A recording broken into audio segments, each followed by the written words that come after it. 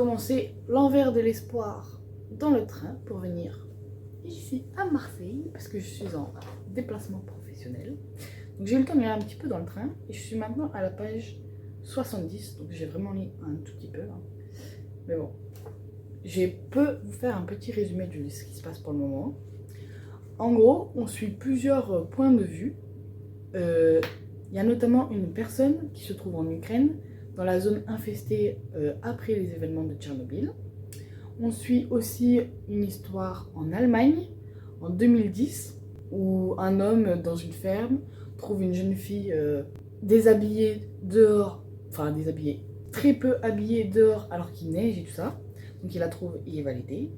Et on a aussi un dernier point de vue, où là c'est un jeune d'Ukraine qui va en Allemagne pour enquêter sur les Ukrainiens disparus en Allemagne.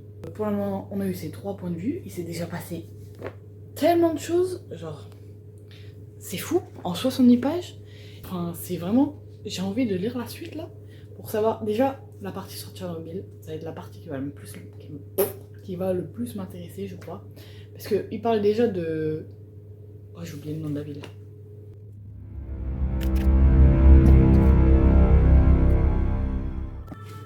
Voilà, j'ai trouvé. Il parle déjà de Pripyat, la ville qui était à côté de Tchernobyl, l'a créée spécialement pour les gens qui travailleraient à Tchernobyl. Ça va être fou. J'ai vu la série Tchernobyl il n'y a pas longtemps. Et c'était vraiment une ambiance hyper glauque. Enfin, ça m'avait vraiment mis mal à l'aise. Mais ça m'avait tellement intéressé que j'ai envie d'en apprendre plus sur l'histoire et tout ça de Tchernobyl. Enfin, même si vraiment la série était très complète, je trouve. Enfin, je m'y connais pas, mais...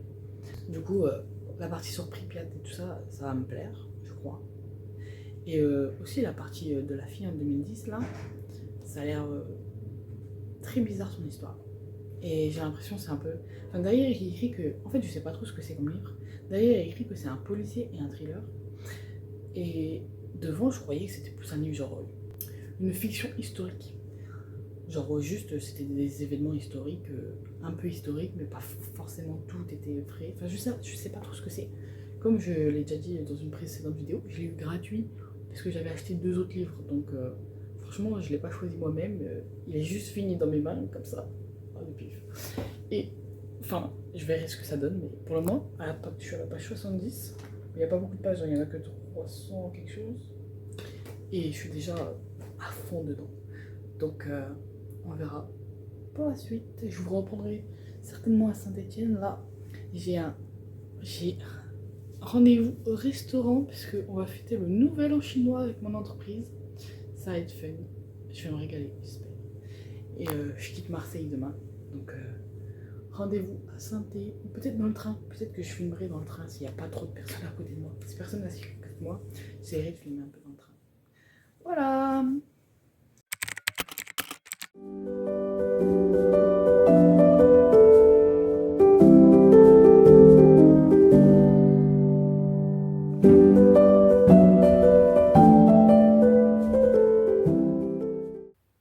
Alors, je suis de retour chez moi.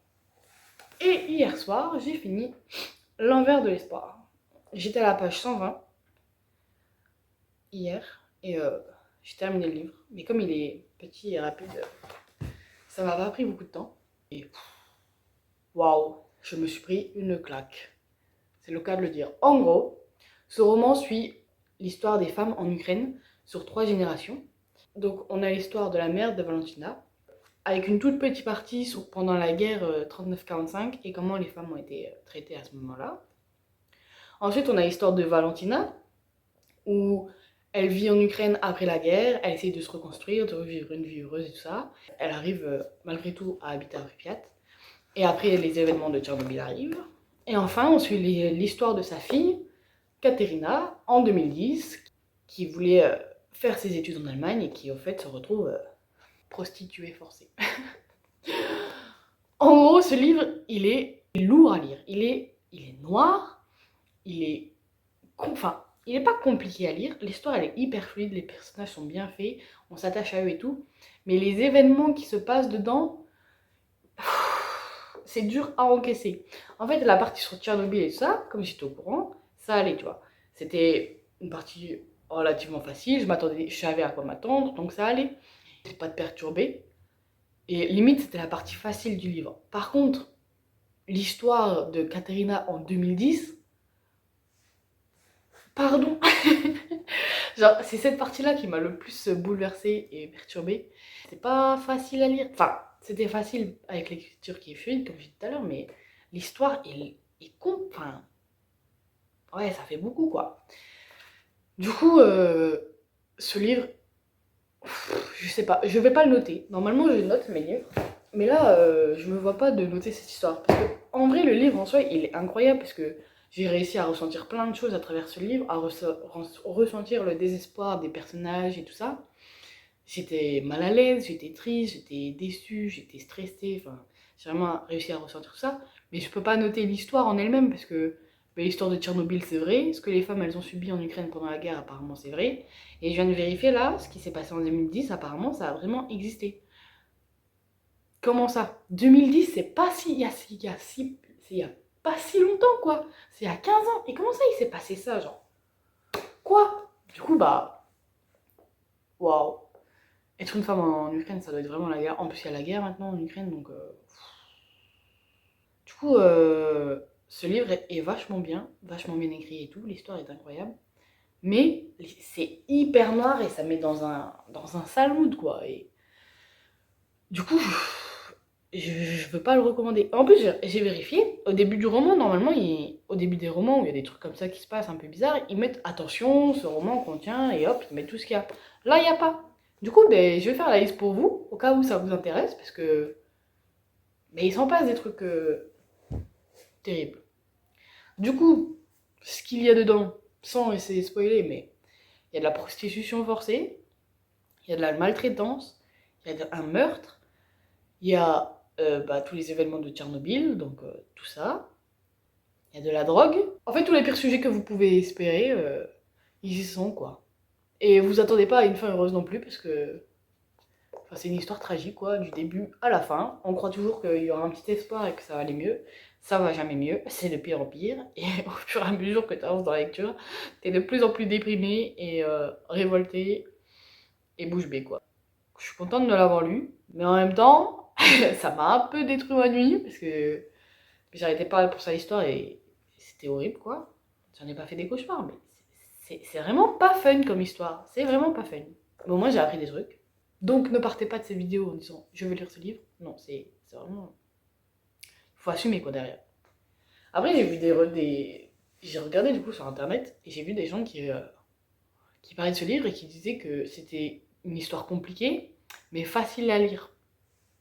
Moi, franchement, du début à la fin, j'étais déprimée et mal à l'aise et. Ah non, c'était pas facile à lire. Non, non, non, comment ça? Non. Donc, n'y allez pas en disant c'est des histoires tragiques, mais ça va passer tout seul. Ça va se faire tout seul. Ah oui, et il y a écrit derrière que c'est un policier et un thriller.